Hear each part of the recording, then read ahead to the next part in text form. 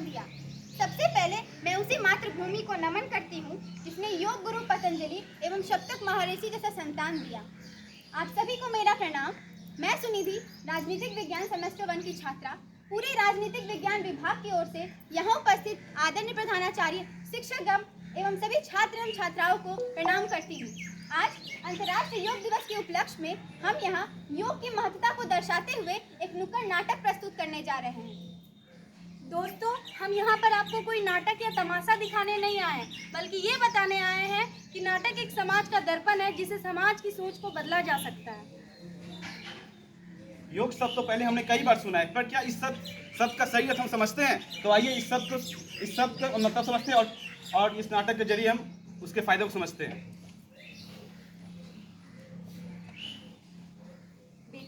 बेटा उठो, सुबह के 10 बज चुके हैं। 10 ही तो बजे हैं माँ, मुझे और सोने दो। बेटा अब तो उठ जा, दोपहर के 12 बज रहे हैं। क्या तुम लोग मुझे चाहे सोने भी नहीं देती? अजी सुनते हो?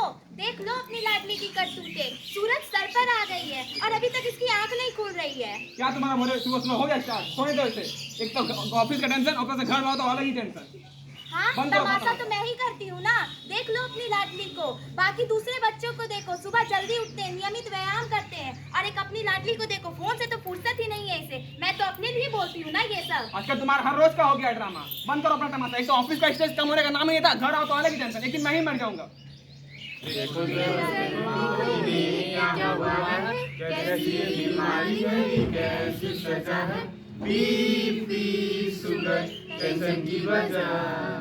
पापा, अबे क्या हो? क्या हुआ?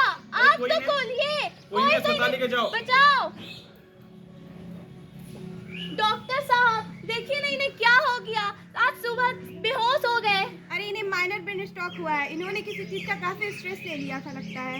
हाँ, इन्हें कुछ दिनों से बहुत स्ट्रेस हो रहा है और घर में भी तनाव का माहौल बना रहता है। इस हालत में इन्हें तनाव से दूर शांति और खुशहाली वाले माहौल में रखना होगा, तभी ये ठीक हो पाएंगे। और इसके लिए इन्हें दवाओं की नहीं, योग की जरूरत है। योग हमारे तनाव को दूर करता है और जिससे हम स्ट्रेस फ्री फील करते हैं। पर डॉक्टर, हमें योग की जानकारी कहाँ से मिलेगी? आज कई ऐसे टीवी चैनल हैं जो हमें योग सिखाते हैं, योग की महत्ता को बताते हैं। और भारत में बाबा रामदेव से अच्छा योग कौन सिखा सकता है? घर जाइए और दवाई को छोड़कर योग अपनाइए। खुशी और शांति प्रिय जीवन बिताइए।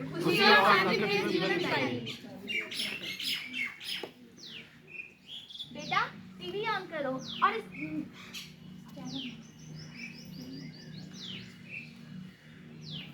जब योग की बात करते हैं तो हम कोई ना कोई बहाना बना देते हैं। आज सुबह से शाम हम ऑफिस में इतना बिजी रहते हैं, घर का, ऑफिस का, अचीवमेंट का इतना स्ट्रेस रहता है कि हम योग करने की समय ही नहीं मिलती है। हमारे पास बहुत सारे ऐसे लोग आते हैं जो कहते हैं बाबा हमसे योग ही नहीं होते। चलिए आज उन सभी बहानेबाजी से बाहर निकालते हैं। आप जहाँ हैं वहाँ से योग कर सकते हैं। चाहे आप ऑफिस में हो, चाहे आप बिजनेस कर रहे हो, चाहे आप कहीं भी हो, आप वहाँ से योग कर सकते हैं। तो पहला योग है सुबह उठ के आप अनुलोम विलोम कीजिए। चलिए स्टार्ट कीजिए। अब बायां नाक से सांस लीजिए, थोड़ी देर रोकिए, इसके ऊपर दायां से छोड़िए। ऐसा आपको लगातार करते रहना है, करते रहिए। माता जी आप ही कीजिए, करते रहिए। इसके बहुत सारे फायदे हैं। ये आपके मस्तिष्क के संबंधित, हृदय संबंधित और श्वास संबंधित सभी में लाभदायक है। इससे आपको एकाग्रता और किसी चीज़ को करने में मदद करती है। दूसरा योग है कपालभाति। ये आपको आंतरिक ऑर्गन्स को प्योरीफाई करती है और आपको स्वस्थ बनाती है। चलिए ऐसे हाथ कर लीजिए, लंबे लंबे सांस लीजिए।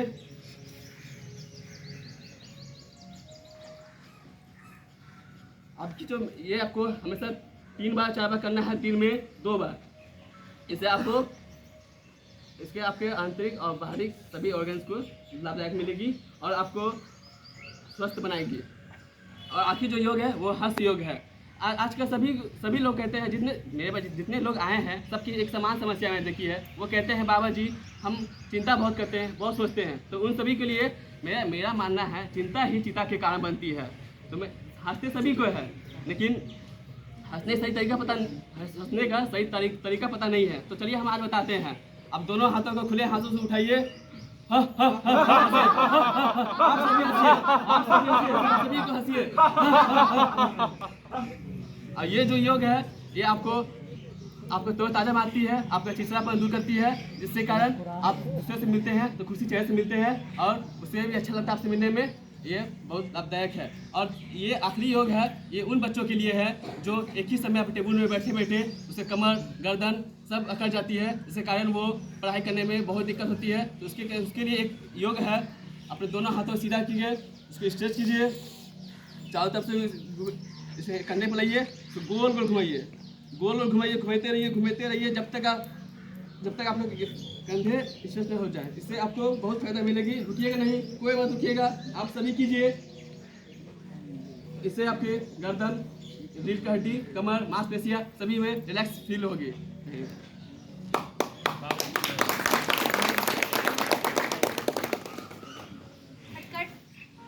भाभी जी नमस्ते। नमस्ते नमस्ते। परी के पापा कैसे हैं अभी? उनका तो बहुत तबीयत खराब था। हाँ, उन्हें माइनर ब्रेन स्ट्रोक हो गया था। जब डॉक्टर को दिखाया तो उन्होंने योग करने की सलाह दी। आज योग करने से वो बिल्कुल ठीक हो चुके हैं। क्या बताऊं बहन तुमको, मेरे पति को तो पिछले 5 साल से डायबिटीज़ है। उन्हें तो रोज इंसुलिन का इंजेक्शन लेना पड़ता है। उनका शुगर लेवल तो 300 से कम होता ही नहीं है। इतने सारे डॉक्टर को दिखाया, इतने सारी ट्रीटमेंट चल रही है, लेकिन कोई फायदा नहीं। बहन, मैं अब तुम्हें एक ही सलाह दूंगी, आपके और आपके परिवार को योग अपनाना चाहिए। जो अपने जीवन में योग अपनाएं और अपनी जीवन शैली को खुशहाल बनाएं। तुम ठीक ही कहती हो बहन, मैं भी अपने जीवन में योग को लाऊंगी और योग अपनाऊंगी। इंडिया डायबिटीज का वर्ल्ड कैपिटल बन चुका है। हमारे देश में 10 करोड़ लोग डायबिटीज के पेशेंट हैं। असंतुलित भोजन करना, तनावग्रस्त जीवन शैली की वजह से मधुमेह की समस्या और भी जटिल होती जाती है। ऐसे में सिर्फ दवाइयों के भरोसे इसका इलाज बहुत ही मुश्किल है। हम हजारों डॉक्टर के पास जाकर हजारों लाखों रुपए खर्च तो कर सकते हैं, पर अपने लिए वक्त निकालकर योग नहीं कर सकते। हमें मधुमेह ऐसी जटिल बीमारी से निजात पाने के लिए अगर दवाइयों से भी सबसे ज्यादा कुछ जरूरत है तो वो है योग। इसके लिए बहुत सारे योगासन है, जैसे कि कपालभाति, भुजंगासन, धनुरासन। ऐसे इन सब में से सबसे ज्यादा फायदा कपालभाति से होता है। ये इतनी आसान आसन है कि कोई भी इसे कर सकता है। इसलिए अपने जीवन में योग अपनाइए और मधुमेह जैसी बीमारी से निजात पाइए। योग शब्द तो पहले हमने कई बार सुना है, पर क्या इसका सही हम समझते हैं? तो आइए इस नाटक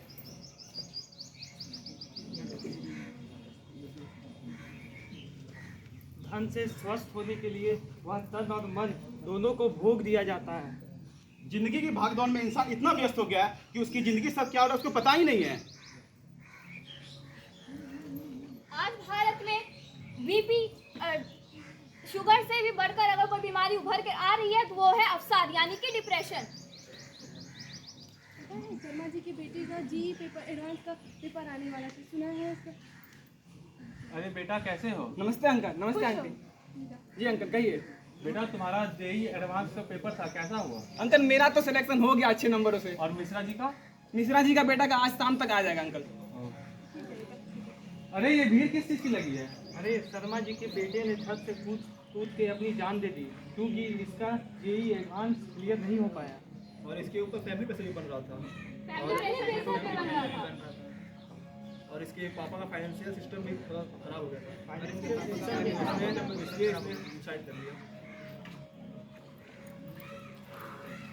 अच्छा है हम अपनी सोनी पे कोई भी प्रेशर नहीं डालते हैं, और हमें उम्मीद है कि मेरी बेटी जो हम लोग का नीट 2 दिन बाद निकलने वाला वो बहुत अच्छा करेगी। हाँ तुमने सही बोला।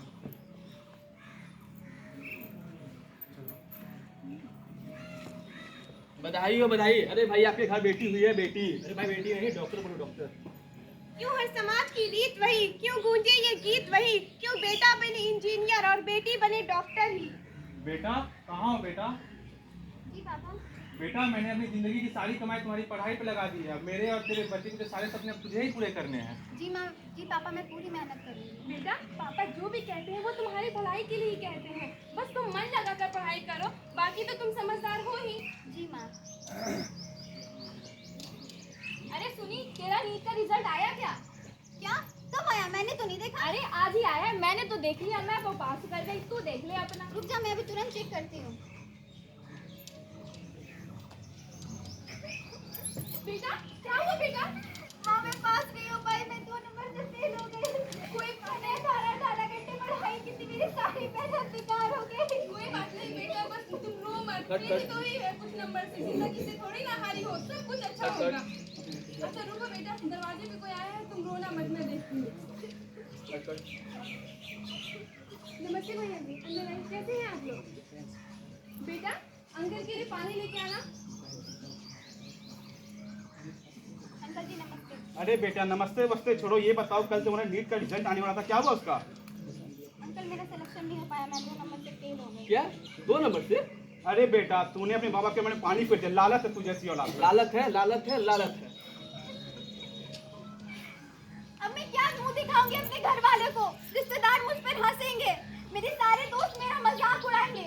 इससे अच्छा तो मैं मर ही जाती। आंटी अंकल नमस्ते, सुनिधि कहाँ है? वो अपने रूम में होगी बेटा जी। सुनिधि सुनिधि क्या हुआ? आंटी अंकल देखिए क्या है? अजी सुनते हो? देखिए क्या हुआ मेरी बेटी को? डॉक्टर को कॉल कीजिए। हेलो डॉक्टर आमरी, जल्दी आ लो, मेरी बेटी को कुछ हो गया। अच्छा मैं तुरंत आ रही हूँ। उन्होंने सुसाइड अटेम्प्ट किया है क्या? बहुत दिन से कुछ खा पी नहीं रही थी, खुद को रूम में बंद रखा था। ये तो हाईली डिप्रेस्ड हो गई थी।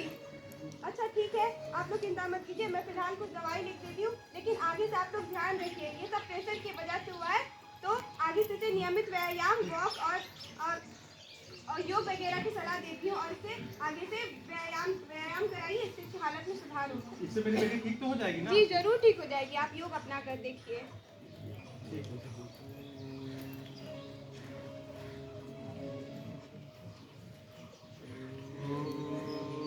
चलो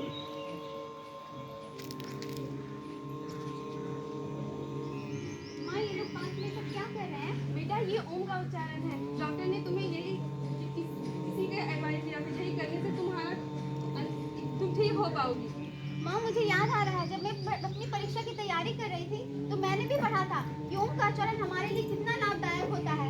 ये हमारे शरीर के 7 चक्रों को जोड़ने का काम करती है। ये हमें सहस्त्र से लेके